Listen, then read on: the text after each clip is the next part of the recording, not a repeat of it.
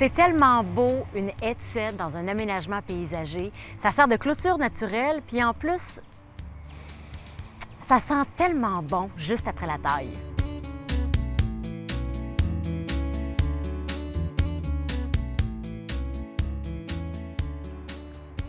Martin, on aime ça, une belle haie de cèdre comme celle-là qu'on a ici, qui est bien fournie, bien taillée. Évidemment, pour avoir un résultat comme ça prend de l'entretien. Tu es là pour nous donner des trucs, des trucs de taille plus particulièrement. Oui, effectivement. Ça prend un petit peu d'entretien, Mélissa, mais pas tant que ça. Pas tant que ça, hein? Non, la haie de cèdre, là, c'est de loin le meilleur rapport coût sur investissement qu'on peut avoir sur notre terrain parce que ça a un impact visuel qui est très agréable. Absolument. Ça a également un impact auditif. C'est mieux qu'une clôture, puis ça nous permet d'avoir un environnement qui est sain, malgré le fait qu'on soit en milieu urbain.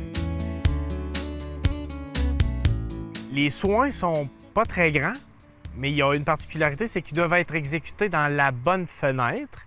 La taille amène deux choses particulièrement. Ça permet de contrôler la croissance, puis ça permet de donner de la densité. Oui. La densité, ce que ça fait, on le sait, c'est que ça donne l'intimité finalement, Exactement. la chose tant recherchée C'est ça, c'est ce qu'on au recherche. niveau de la haie de cèdre. Donc, qu'est-ce qu'on va essayer de faire quand on va tailler? On va essayer de tailler la haie de forme conique, comme on voit sous forme pyramidale. OK. Ainsi, ça va permettre au pied de la haie d'avoir aussi accès au soleil, puis d'avoir sensiblement la même densité qu'au-dessus de la haie. C'est ce qui va faire qu'elle va être belle de loin. On peut également, suite à une taille, faire une bonne fertilisation pour favoriser la meilleure cicatrisation possible et ainsi s'assurer que notre haie a tous les nutriments nécessaires pour continuer de bien se développer année après année. La fertilisation, on doit la faire à quel moment dans l'année?